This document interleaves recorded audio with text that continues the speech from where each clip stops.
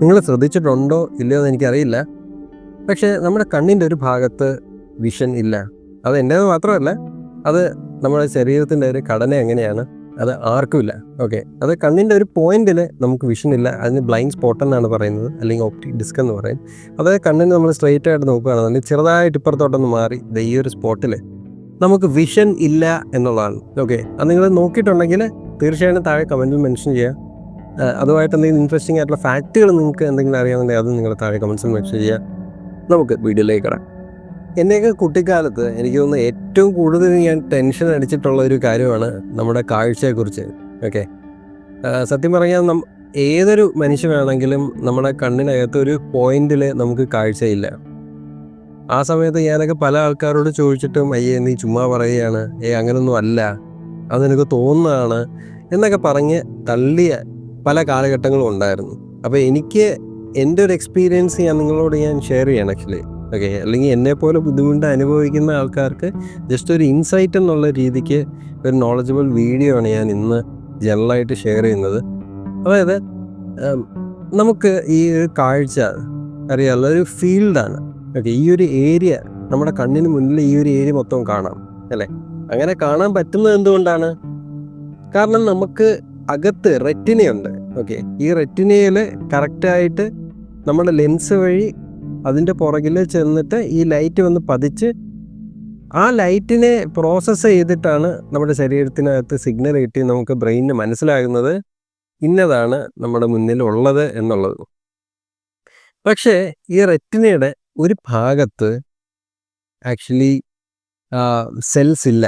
Okay, കാരണം അതുവഴി nerves അകത്തോട്ട് പോകുന്ന ഒരു ഏരിയയാണ്, ചെറിയൊരു ഏരിയയാണ്. കാരണം ആ റെറ്റിനയിൽ നിന്നുള്ള എല്ലാ നെർവ്സും അക്യുമുലേറ്റ് ചെയ്ത് ഈ ഒരു പോയിന്റിൽ കൂടെ ഓപ്റ്റിക് ഡിസ്ക് എന്ന് പറയുന്ന ഈ ഒരു ഭാഗത്തൂടെ അകത്തോട്ട് പോവുകയാണ്, ബ്രെയിനിലോട്ട് പോവുകയാണ്, ഈ സിഗ്നൽസ് എല്ലാം കൊണ്ട് പോവുകയാണ്.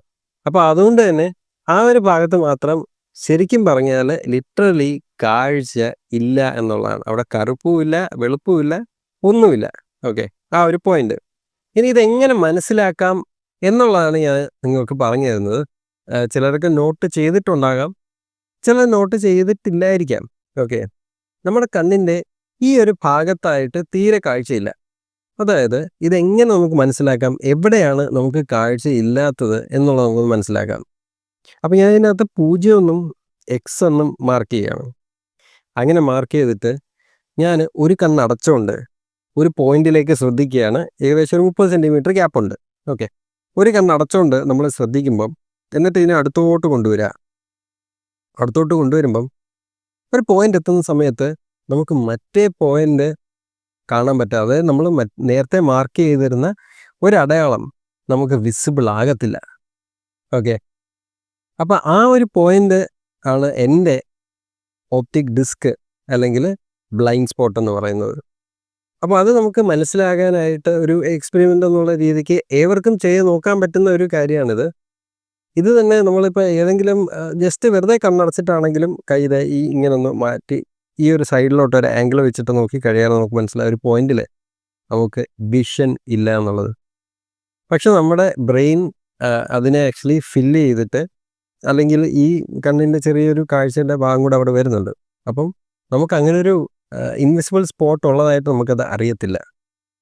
പക്ഷെ അതവിടെ ഉണ്ടെന്നുള്ളത് സത്യമാണ്. അപ്പോൾ ഇതിൻ്റെ സിഗ്നിഫിക്കൻസ് എന്ന് വെച്ച് കഴിഞ്ഞാൽ നമ്മുടെ ബ്രെയിൻ എത്രത്തോളം വർക്ക് ചെയ്തിട്ട് ആ ഒരു പാർട്ടിനെ നമുക്ക് ബുദ്ധിമുട്ടില്ലാത്ത രീതിയിൽ വർക്ക് ചെയ്യിക്കുന്നു എന്നുള്ളതാണ്.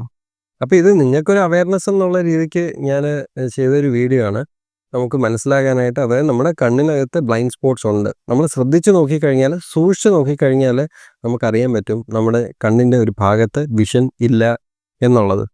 ഇത് നമ്മുടെ ബ്രെയിനിൻ്റെ ആ ഒരു എബിലിറ്റി, അതായത് ആ ഒരു ഭാഗത്തിനെ നമുക്കതൊരു ലിമിറ്റായിട്ടല്ലാതെ അതിനെ കോമ്പൻസേറ്റ് ചെയ്തൊരു വിഷൻ നമ്മുടെ ബ്രെയിൻ അവിടെ പ്രൊവൈഡ് ചെയ്യുന്നുണ്ട്. അതായത് ആ ഒരു ഭാഗത്ത് വിഷൻ ഇല്ലെങ്കിലും നമ്മുടെ ബ്രെയിൻ അതിനെ ഫില്ല് ചെയ്തിട്ട് മുന്നോട്ട് കാണിക്കുകയാണ്. അപ്പം ഇത് നിങ്ങൾക്ക് മനസ്സിലായെന്ന് പ്രതീക്ഷിക്കുകയാണ്. നിങ്ങൾക്ക് എന്തെങ്കിലും ഡൗട്ടോ കാര്യങ്ങളോ ഉണ്ടെങ്കിൽ താഴെ കമൻസിൽ മെൻഷൻ ചെയ്യുക. എത്രയും പെട്ടെന്ന് ഞാൻ റിപ്ലൈ ചെയ്യാവുന്നതാണ്. ഇനി പൊതുവേ നമുക്ക് നമ്മുടെ വിഷനൊക്കെ ഇമ്പ്രൂവ് ചെയ്യാനായിട്ട് നമുക്ക് പല കാര്യങ്ങളും ചെയ്യാം. അതിനകത്ത് ഒരു കാര്യം നമ്മൾ റെഗുലറായിട്ട് എക്സസൈസ് ചെയ്യണം. ഓക്കെ. നമ്മുടെ ശരീരത്തിലുള്ള ബാക്കിയുള്ള എല്ലാ മസിൽസിനും നമ്മൾ എക്സസൈസ് കൊടുക്കാറുണ്ട് പലരും. പക്ഷേ നമ്മൾ കൊടുക്കാത്തൊരു കാര്യം നമ്മുടെ കണ്ണാണ്. ഒരു സ്പോട്ടിലേക്ക് കണ്ടിന്യൂസ് ആയിട്ട് നോക്കി നിൽക്കുന്ന നമ്മുടെ കണ്ണ് എപ്പോഴും സ്ട്രെയിൻ ആകാനുള്ള സാധ്യതയുണ്ട്. കണ്ണ് വേദന, തലവേദന, കണ്ണിന് വരുന്ന സ്ട്രെയിന്, അക്കോമഡേഷൻ ഡിഫിക്കൽറ്റി, അത് കാഴ്ചയിൽ വരുന്ന കുറവ്, നമുക്ക് ക്ലിയർ ആകാതെ വരിക, നമ്മൾ എഴുതുന്ന റൈറ്റിംഗ് ഒക്കെ. അപ്പോൾ അങ്ങനെയൊക്കെ വരാൻ ഏറ്റവും പ്രധാനപ്പെട്ട കാര്യം കണ്ണിന് വരുന്ന സ്ട്രെയിനാണ്. അപ്പോൾ അതിനെ കുറയ്ക്കാനായിട്ടുള്ള കാര്യങ്ങൾ തീർച്ചയായിട്ടും ചെയ്യുക. റെഗുലറായിട്ടുള്ള എക്സസൈസുകൾ കണ്ണിനും കൊടുക്കാൻ നമ്മൾ മറക്കരുത്. അതായത് നമ്മൾ ബേസിക്കായിട്ട് പറയുകയാണെന്നുണ്ടെങ്കിൽ ഡയറക്റ്റായിട്ടൊരു പോയിന്റിനെ ഫോക്കസ് ചെയ്തിട്ട് നെക്ക് സ്ട്രൈറ്റ് ചെയ്യുക, നമ്മുടെ ഹെഡ് സ്ട്രൈറ്റ് ആക്കുക, എന്നിട്ട് നമ്മൾ സൈഡിലോട്ട് നോക്കുക, കൃഷ്ണമണി മാത്രം നോക്കുക, തിരിച്ച് ആ സ്പോട്ടിൽ കൊണ്ടുവരിക, എന്നിട്ട് തിരിച്ച് ഇതുപോലെ കൊണ്ടുവരിക. സോ അങ്ങനെ നോക്കുന്ന സമയത്ത് നമ്മുടെ കണ്ണിൻ്റെ മസിൽസിന് നല്ല എക്സസൈസ് കൊടുക്കുകയാണ്. ഇതുപോലെ തന്നെ നമ്മൾ റൗണ്ടഡായിട്ട് ചെയ്യുക, മേളോട്ടും താഴോട്ടും ചെയ്യുക. അങ്ങനെ രാവിലെയും വൈകിട്ടും അധികമൊന്നും വേണ്ട, ഒരു 3 മിനിറ്റ് ചെയ്താൽ മതി. കണ്ണിന് നല്ല എക്സസൈസാണ്, നല്ല റിലാക്സേഷനും കിട്ടും. നമുക്ക് ചെയ്യാൻ പറ്റുന്ന വേറൊരു കാര്യം എന്ന് വെച്ചാൽ നമ്മൾ സ്ക്രീനിൽ തന്നെ കണ്ടിന്യൂസ് ആയിട്ട് നോക്കിയിരിക്കുകയാണ് പലപ്പോഴും, അല്ലേ? വെളിയിലോട്ടൊക്കെ കുറച്ച് നേരം ഒരു 5-10 മിനിറ്റ് നിങ്ങൾ വെളിയിലോട്ടൊന്ന് നോക്കി നിൽക്കുന്നത് വളരെ നല്ലതാണ്. അതായത് ചില ഇൻ്റർവെൽ ഇട്ടിട്ട് അങ്ങനെ നോക്കുന്നത് നല്ലതാണ്. അതുപോലെ തന്നെ പ്രധാനപ്പെട്ട വേറൊരു കാര്യം, നമുക്ക് ചില ഡ്രോപ്സ് ഒക്കെ അവൈലബിൾ ആണ്, കണ്ണിൽ ഒഴിക്കാൻ പറ്റുന്നതായിട്ടുള്ള ലൈറ്റായിട്ടുള്ള ഡ്രോപ്സ്. നമ്മുടെ ഒരു മസിൽസിനെയൊക്കെ കുറച്ചുകൂടെ ഒന്ന് എനർജൈസ് ചെയ്യാൻ, അതിൻ്റെ ടോണൊക്കെ കൂട്ടാനായിട്ട് ഇപ്പോൾ യുഫ്രേഷ്യ പോലുള്ള ഡ്രോപ്സ് ഒക്കെ നമുക്ക് അവൈലബിൾ ആണ്. അതൊക്കെ ഒഴിക്കുന്നത് വളരെ നല്ലതാണ്.